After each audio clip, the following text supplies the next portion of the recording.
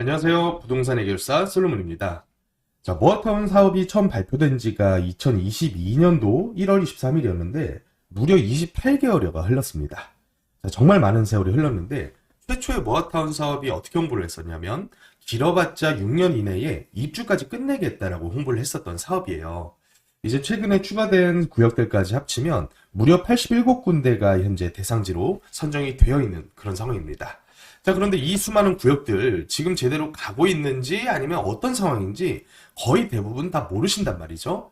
그래서 과연 이 모아타운 사업이 유명무실한 사업인지 아니면 끝까지 갈 수 있는 매력적이고 돈 되는 사업인지 오늘 한번 살펴보려고 합니다. 자, 최초의 정비 사업이 어느 정도 진행이 오래 걸렸었냐면 여기 이제 서울시 홍보자료로는 재개발 재건축이 이주 및 착공까지 한 8년에서 10년 정도 얘기를 했는데 사실 이거는 정말 물 흐르듯이 흘러가야지 10년 안짝에 끝나는 거고요. 현실은 20년 가까이도 걸렸던 것이 재개발 재건축 사업입니다. 자, 그런데 소규모 주택 정비 관리구역이다. 그래서 서울시의 행정 네이밍으로는 모아타운이다. 라는 소규모 주택 정비 사업은 2년에서 4년 내에 착공 단계까지 가겠다라고 홍보를 했었던 사업이죠. 자, 그런데 이 방법이 두 가지가 있었습니다. 대상지로 우선 선정이 되어줘야 되는데 공모 방식과 주민이 직접 제안하는 방식이 있거든요. 공모 방식이 처음에는 연에 1회로 횟수가 제한되어 있는 공모 형태였는데 이게 이제 2023년부터는 수시 공모 형태로 바뀌었죠. 그런데 이 공모 형태 같은 경우에는 이 주민 설명회를 거쳐서 각 주민 동의율, 사업 예정지별 동의율을 30%만 받아오면 공모를 신청을 할 수가 있습니다. 당연히 이 주민 동의율이 워낙 낮다 보니까 정말 많은 공모 신청 구역들이 난립을 했었고 이런 구역들의 특징이 뭐냐면 찬성파가 30%인데 반대파가 오히려 더 많아지는 그래서 이게 초기에 상당히 많은 부작용이 있었던 방식이죠. 공모 방식이. 그래서 이 부분에 대해서 이제 공모 방식도 손대고 주민 제한 방식의 허들을 오히려 낮추는 형태로 여태까지 서울시가 이 모아타운의 진행 절차를 개선해 왔다고 보시면 되겠습니다. 자, 선정되기까지의 절차가 그래도 꽤나 까다로운데요. 일단 공모 방식 같은 경우는 공모 공고를 시에서 냅니다. 그래서 주민들이 자치구에게 요청을 하면 그 중에서 자치구가 검토를 거쳐서 한 개 내지 두 개 구역 정도를 시로 공모 신청을 올리게 되고요. 심의를 거쳐서 대상지 선정 단계까지 가게 되는 거죠. 주민 제한 같은 경우에도 주민이 자치구에다가 주민 제한 협의를 올리면 전문가를 자치구에서 자문 요청을 시로 올리게 됩니다. 그래서 전문가가 자문회의를 거쳐서 자문 결과를 구로 통보를 하게 되면 그 결과를 주민들에게 구가 안내를 해서 주민들이 직접 관리 계획을 수립하게끔 유도를 하게 되는데 이 과정에서 이제 정비 전문 업체들과 신탁사들이 많이 끼게 되죠. 자, 이런 절차를 통해서 모아타운 선지정 방식까지 나오게 되는데 모아타운 선지정은 사실 구의 의도가 상당히 많이 깃들어 있다고 보시면 될 것 같아요. 그래서 구에서 먼저 관리계획을 수립을 해서 이 관리계획과 동시에 대상지 선정이 되어서 훨씬 더 빠르고 수월하게 갈 수 있게끔 전문적인 어떤 제안과 도움을 주는 그런 절차라고 보시면 될 것 같아요. 자, 그런데 이게 이제 개선이 되면서 어떤 식으로 많이 바뀌었냐면 자치구 공모 방식 같은 경우에는 일단 주민 동의율 30% 이상 그리고 반대파가 집단 움직임을 워낙에 많이 보이다 보니까 반대파 분들께서 25% 정도 이 반대 동의서를 받아가게 되면 아무리 이게 공모 방식으로 대상지 선정이 됐다고 하더라도 뒤집을 수가 있게 돼요. 지정이 된 이후에도 취소할 수 있는 그런 방식이 바로 자치구 공모 방식이다. 그래서 이 방식을 알게 된 이후부터는 예정지들에서 상당히 많이 이 공모 방식을 꺼려하고 있어요. 미리부터 이 벌집을 들쑤셔 놔버리면 이 집단 움직임, 반대 움직임을 통해서 대상지 가봤자 이거 끝까지 못 간다. 그러니까 차라리 주민 제한 방식에다가 올인을 해버리자. 이런 식의 사업장들이 많이 늘어나고 있습니다. 왜냐하면 제한형 같은 경우에는 최초부터 이 동의율 요건이 상당히 까다로워요.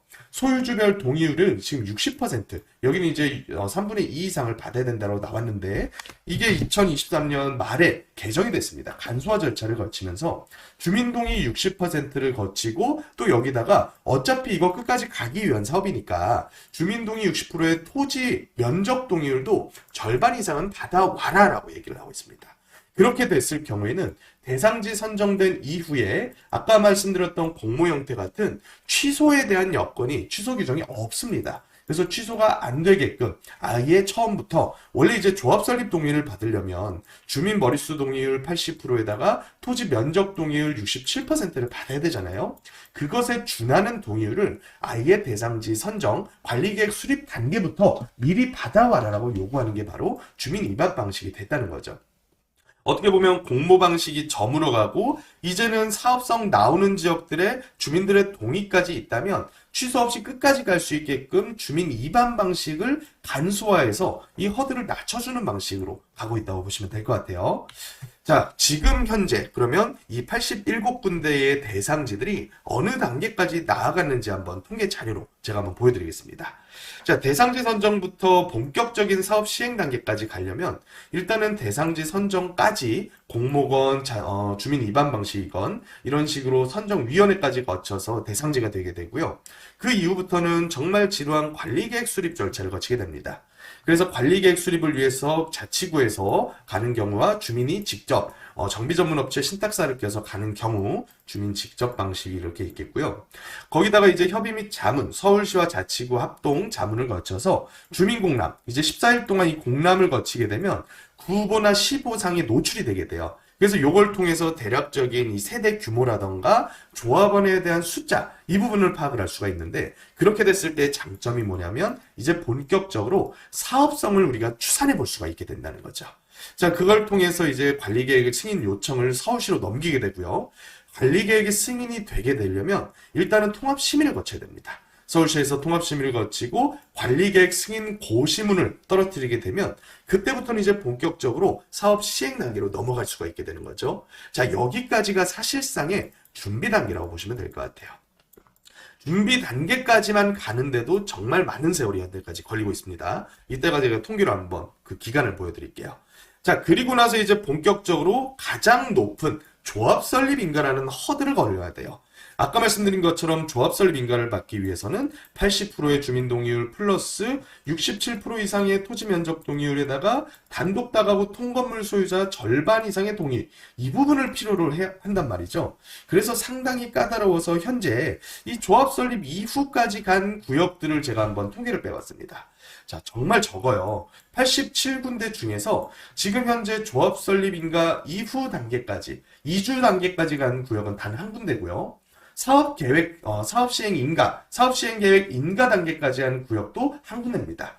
이제 심의를 거치고 있는 구역은 시범구역 두 군데, 그러니까 번동과 면목동 시범구역이 현재 사업 시행 계획을 통합 심의를 거치고 있는 단계다 보시면 되겠고요. 또 화곡동에 있는 구역, 망우동 구역, 그리고 시흥 1동 구역 이 세 군데가 현재 일부 조합 설립 인가까지 거친 단계라고 보시면 되겠습니다.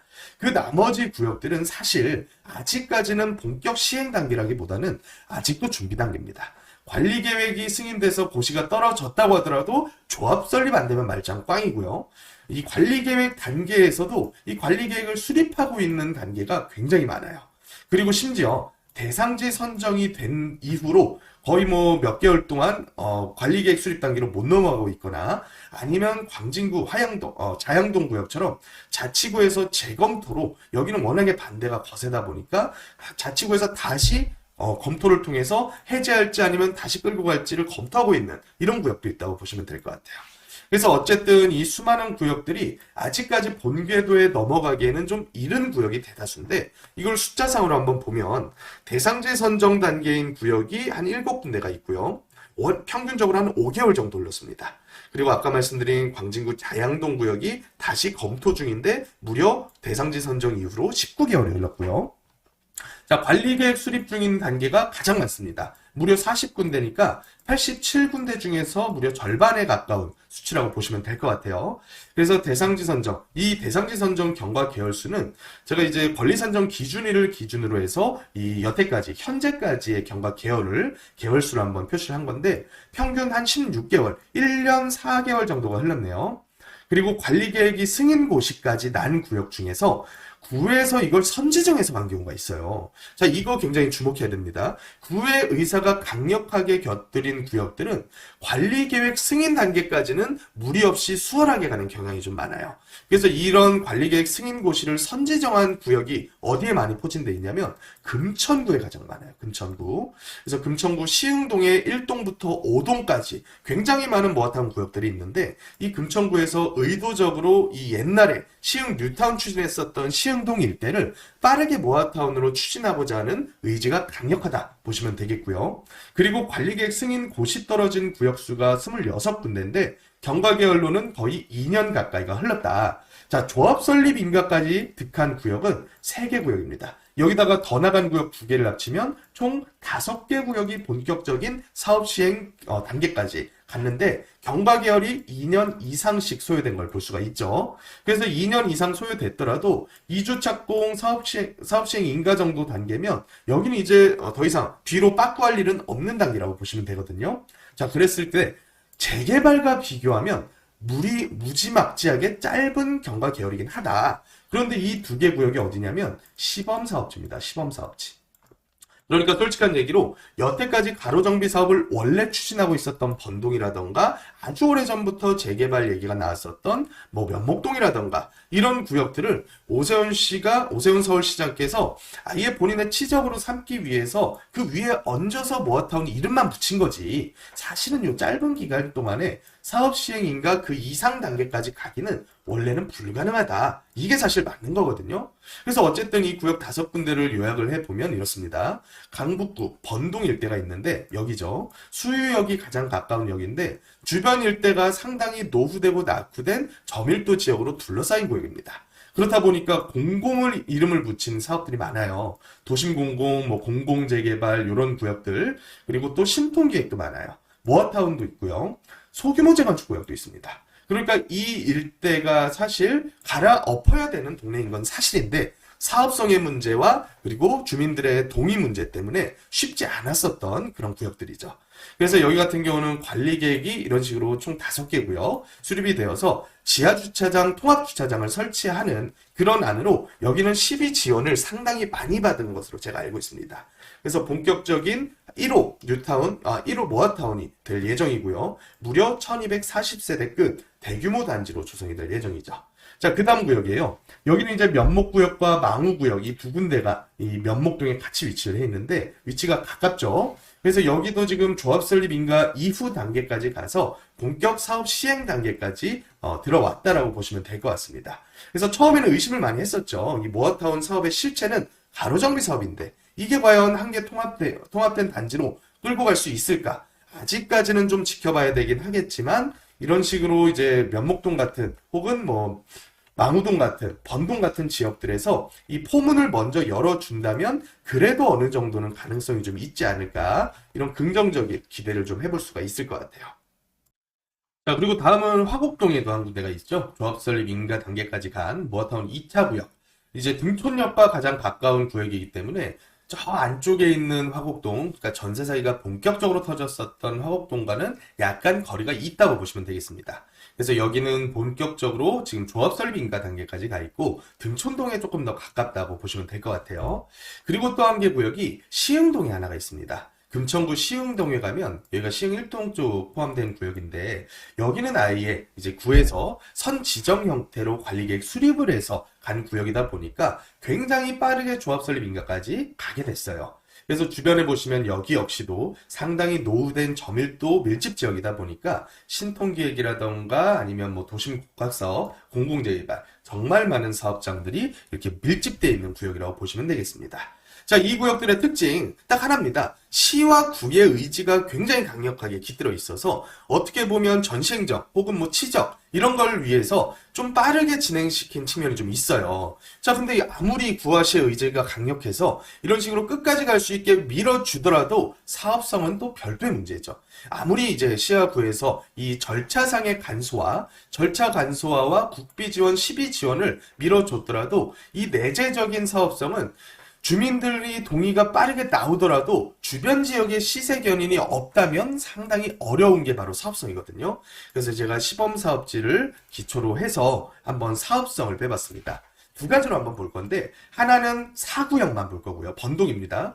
하나는 전체에 대한 통합사업성을 볼 거예요. 왜 이게 중요하냐면 지금 추진하고 있는 많은 사업장들 중에서 끝까지 갈 수 있는 구역들도 있겠지만 가다가 몇 개 조합들이 무너져서 별도로 가로정비 사업만으로 마무리해야 되는 구역도 반드시 생길 수밖에 없거든요. 그래서 제가 모아타운이 일반 재개발보다 리스크가 더 큰 사업이다라고 계속 말씀드리고 있는 거예요.